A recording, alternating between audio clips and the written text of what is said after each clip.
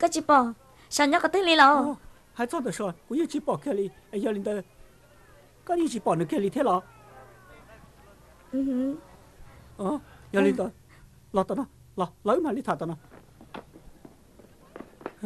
Mình xài, của hai đứa có bao tiền, số chín nhóc tao nó đi lần nữa. Nếu tao có mình cho được chín nhóc rồi.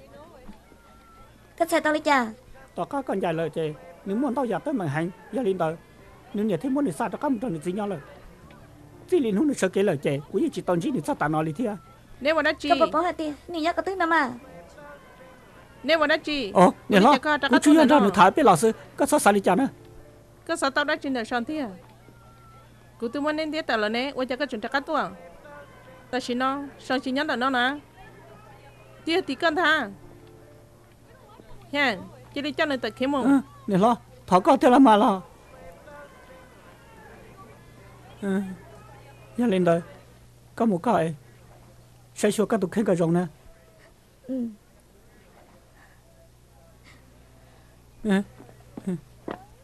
Xin chỉ đồ.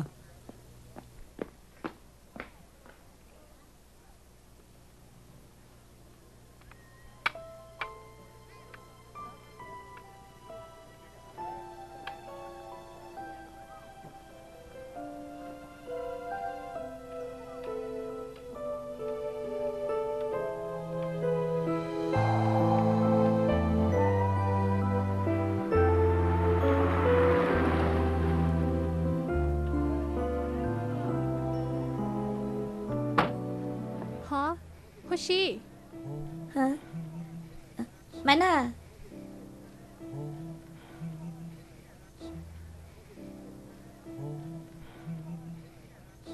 Nè, cái này biết chết chặt lo. Mày nè. Cô chính chỉ xong đây là có bỏ xin tại sao nè. Cô chỉ bỏ xong tại nữa. Cái chuyện muốn cho chả biết có hỏi li. Tao biết cho. Đợt này cho cuộc khó cho nhau. Giờ hai tay cần chỉ sao này chị. Ba hai trên hai tay của tôi sáng nữa chỉ bỏ nữa, cũng cho nữa hàng ly nào. Oli. Cô mà li mất cho nữa. Mày nè. Ủa chân tao đâu có nè.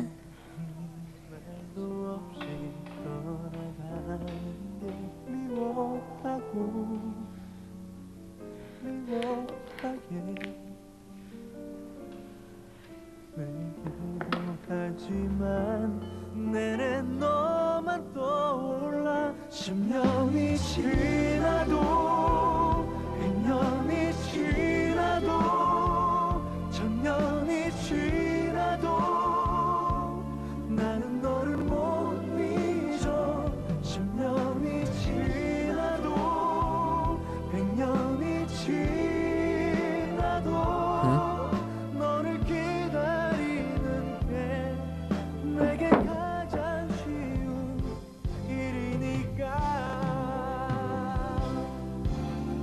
사랑할 시간이 너무 모자랐던 우리 그때 지우고 또 지워도 넌 아직 남아있는데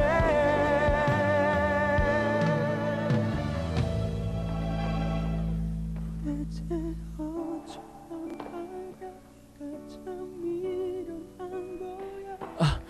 Thật gì à? Lúc chắc là tao muốn ăn lo. Lúc chết chưa lo.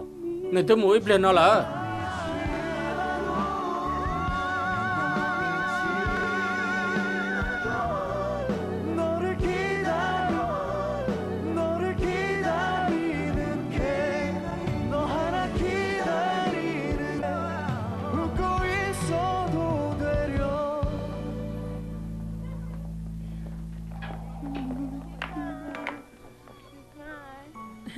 Xin chị rồi nè. Ôi cho khán đây tôi à.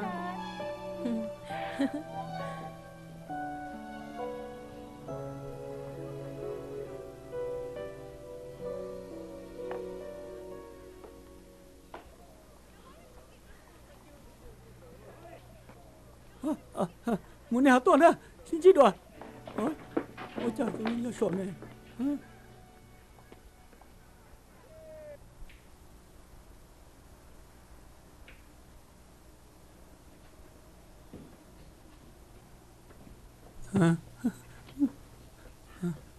Sao? Hả? Đã chị có bọn chị hồ xin là lo Của Trinh chi ồ gia đình đó nếu tôi làm chuyện con tụi nó này là Hả Thảo Tư Nếu mà khó thân là đó nếu tôi mua là nè vì đó khó thì con này chỉ trẻ nếu chỉ lên mua là xứ của gia cha bao nó có khi hai tiệt các chị nhắn tụi nó là gia đình đó nếu có qua nếu thêm một lần đó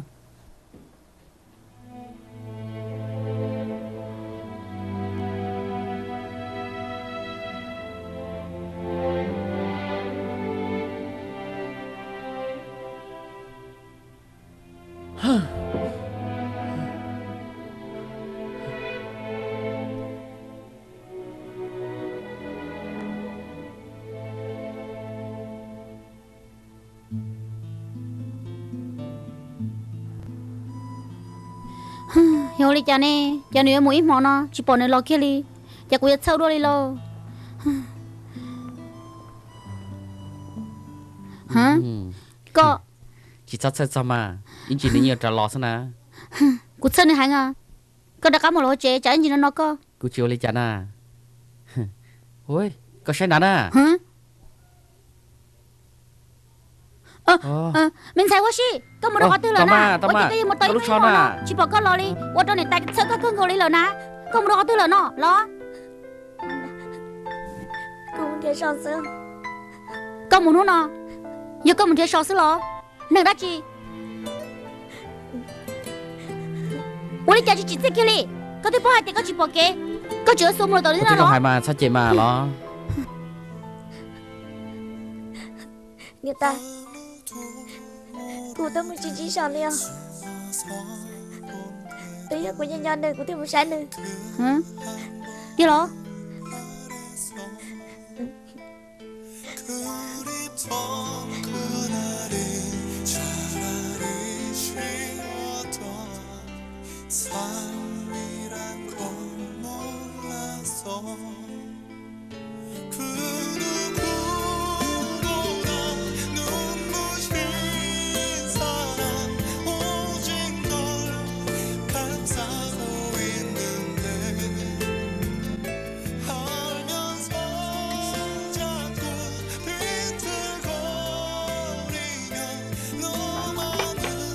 Cô nè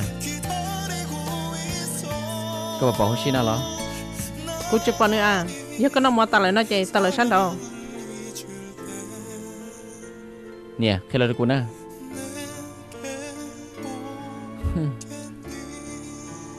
Có chuyện gì nữa bây giờ Có thể chỉ cả khi cô như bỏ tiền nữa rồi Chứ không thể nó nè có phiền không nữa qua đó chị nè giờ có chúng lúc của hai chị cả chúng mình thôi có gì nhau Nè giá cái chiếc khi cô Nó nào là có sao là chàng cô nè Cô như mua trời ly Cô lý chết sao nương đã chị cho tới châu luôn đi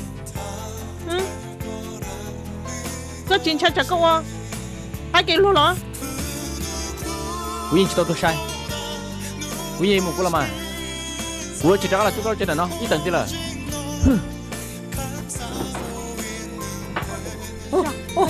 sao cái gì ngoại chứ nè bằng chứ cho bằng chứ Nè lo. Nè lo có bố cha nè nè lo. món đi nè lo nè lo câu đi trả lời hả câu đi trả lời nè lo sao sao cho cái lo cái này vốn tụi nó cho lo cô một lời tí chơi come on nè lo không muốn đi ba nè lo Nè lo. Nè lo. Nè lo.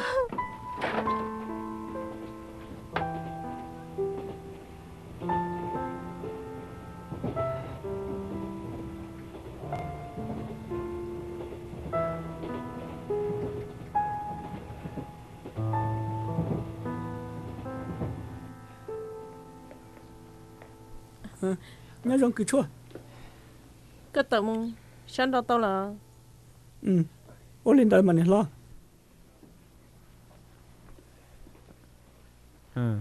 ta chỉ nói có tụi mò vậy tụi mò lo hẳn là do của những bao sẽ là quê cái tụi kia không mò của sao hai tia tới rồi nha của rồi mình chỉ là theo nhà chỉ mong khó tin gì là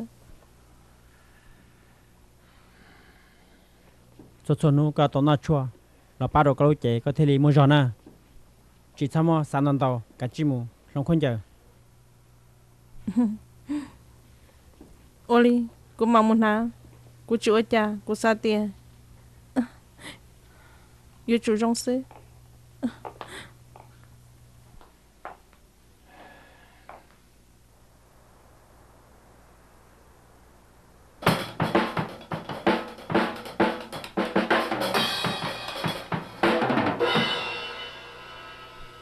nhớ rằng các từ sư phụ khen tại America tự tuột dần từ nó lại ôi ủa giờ dùng muốn giúp cho nên sư phụ tôi khen đầu chế nó rồi cho ta đó cho nhớ bông ta nói cho nên số thứ gì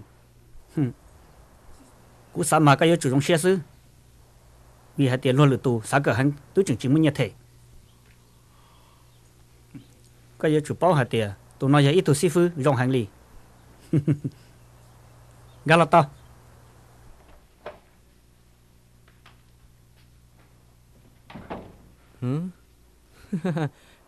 hey good morning nice to meet you Nice to meet you too. So, are you ready to go abroad?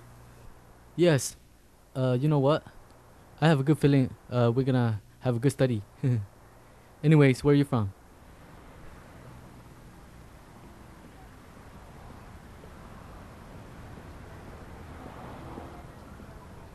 mày tốt sao hả có một đã chơi là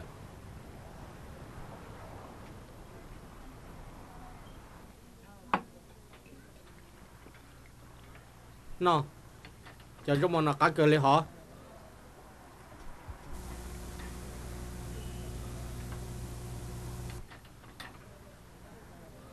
có bảo hỗ trợ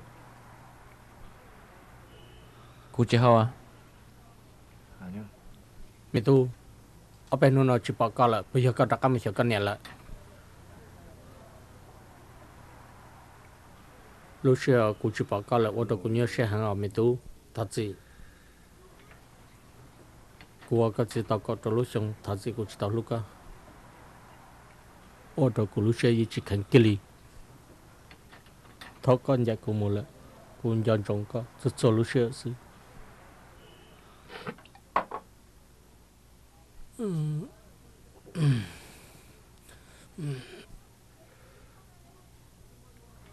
trả lý trả là cô chơi cái gì cái sát sơ xin nó là toàn đây cô mà đi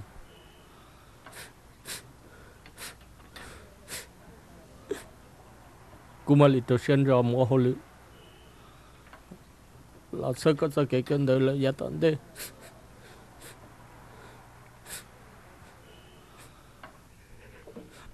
cô chị sốc quá cô chưa cha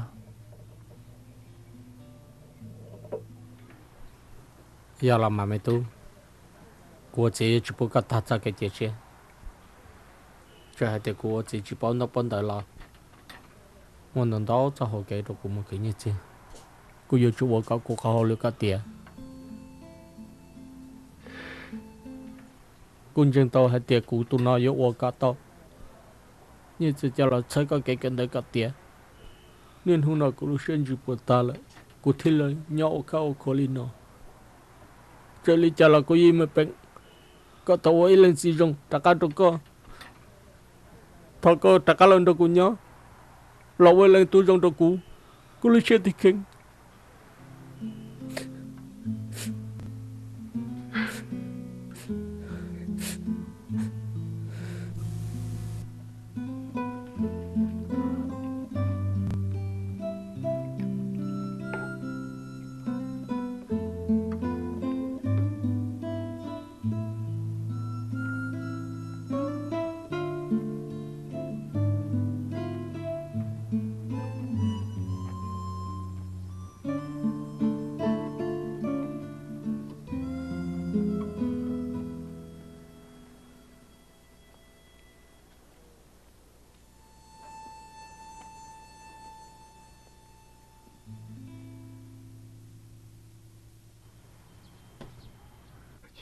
nó còn mày tu cho gì nó chưa đi chả cái chuyện nó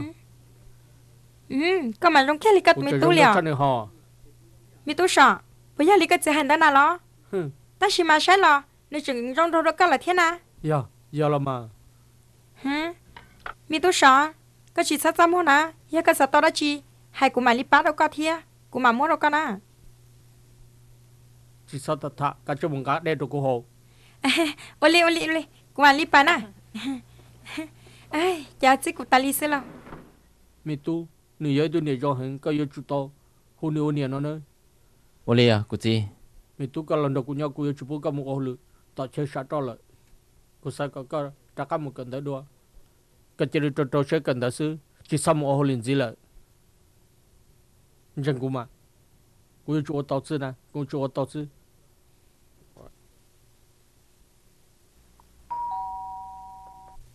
lại thưa cú lo lờ tôi lo của thằng là chế của tao nè lo à chị lo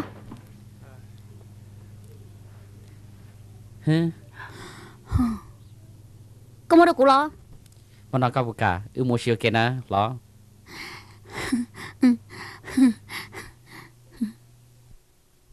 sợ nè hoshi sợ nè ha cú tụi phụ tôi chơi mua xí nè sợ nè Nhà tài của chính thức có mua cái chơi sợ kia cú tụi phụ chả chơi mua xí nè sợ nè kia sợ kia ta xí nó chú sợ lo lại chú sợ kia ta xí nó nè ha sợ kia lo mà chú mà chả cái tự vô lo đi lo nhớ tin nó nói cũng nghe cái gì khác nhiều đâu có không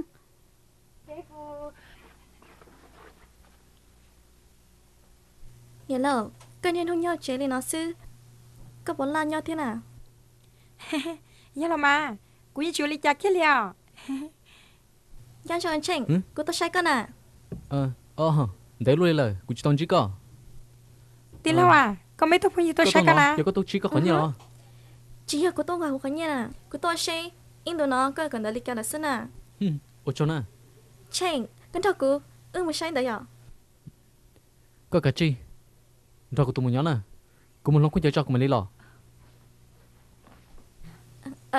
của là được các bạn tôi nè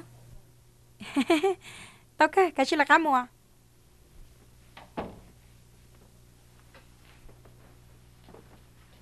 giờ cái chụp cái chơi đi của chị nó cũng nhớ nè nó không nhớ xin à nhiều olive cá nè phong nhớ sao hey ủa chà có sợ sai lo nè có bỏ không mua đó chứ nè của nó cũng nhớ xin nè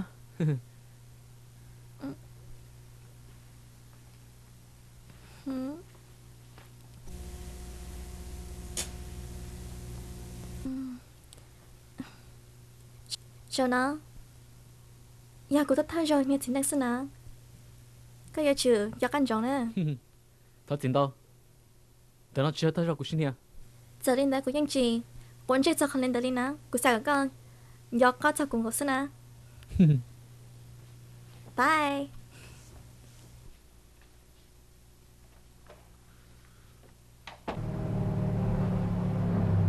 ê cái trong xe là lo khó này cái gì chỉ nè nếu một lần nữa nhắc tôi lời có hai sao lá đi nhắc họ nè ở trong đó chưa cha ở trong tao này lùi trong cơ của muốn đâu là xin tàu thật sao khó này nhìn tao con đây cái chuyện chỉ sao ta nó có hai lý chả chú muốn ăn gì à cô bác cái bát tao à nhớ rồi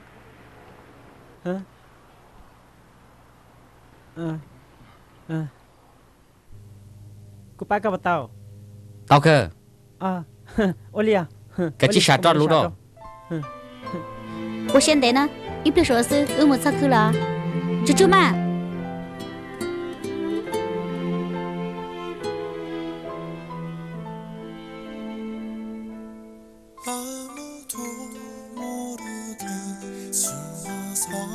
ở trong này ở trong chú đó đi cha xin chi đùa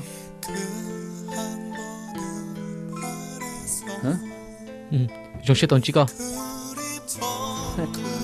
lúc nào tôi muốn cái chợ tao mình đợi cái ta có bọn thằng của mua của chị mua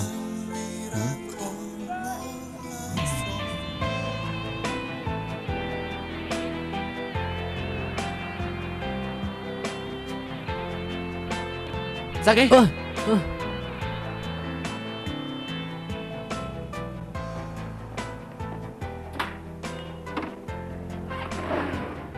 Ôi, một đây chỉ có, chỉ sao nhiều cái mà tao ra. Cái chỗ tao cái có mà cái nào? Ê, chủ nè.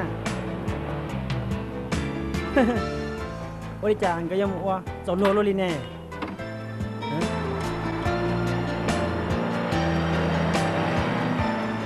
Đây nè ha.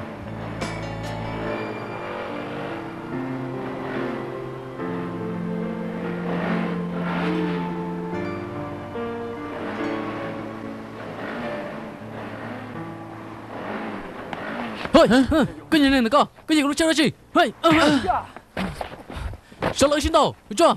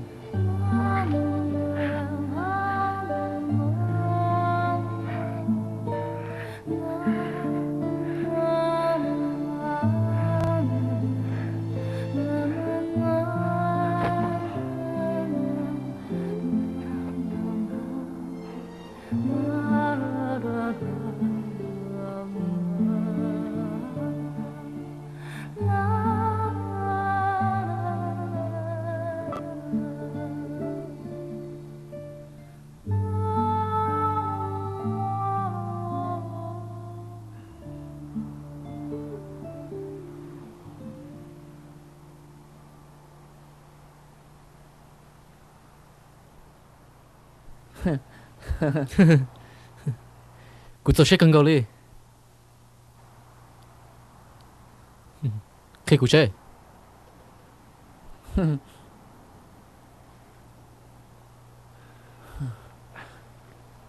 mình đã chi? Chúng mình đã chi đó. Sean, tao cho. Giờ có mối sự hời, cô sẽ tỉnh lúc chơi nữa có.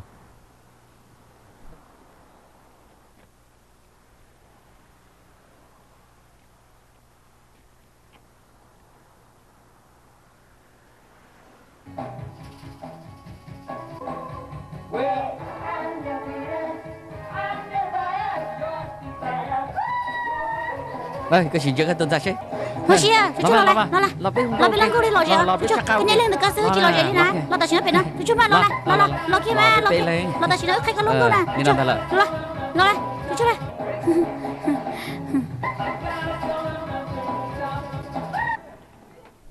Lo gì cưng gọi à?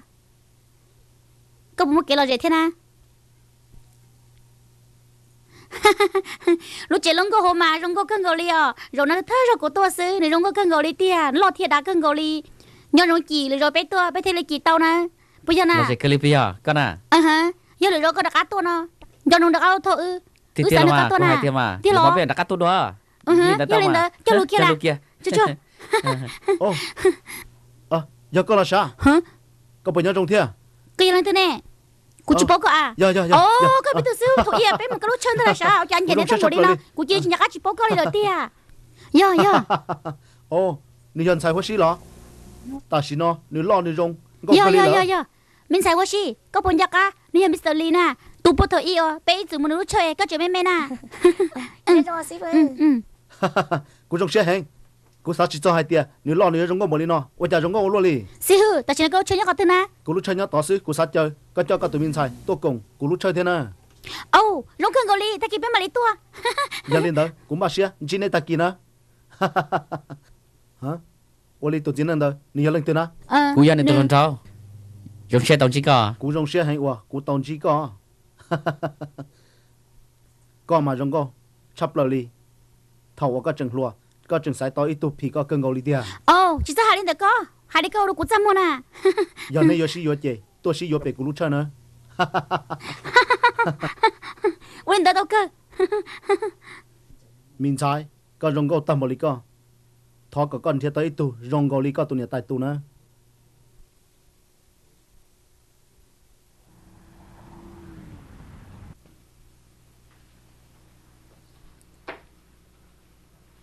nhớ dùng gì lo chọn tông tự nhân tự nói gì lo cho nói giờ ý chọn tông tự của bây giờ khi cho nhớ cho TV là bây giờ tại sao sự bây giờ không có tự chế tận đây nó bây giờ khi tiền nhớ tự đầu tư thì có một tổng cái lý trả 我知道荣哥 chỉ có lý trả 嗯 这耶 他自己鼓吹一拉路三到个他 有的是 这 giờ lo耶 cú nhẹ các tuần sai cái liệt hành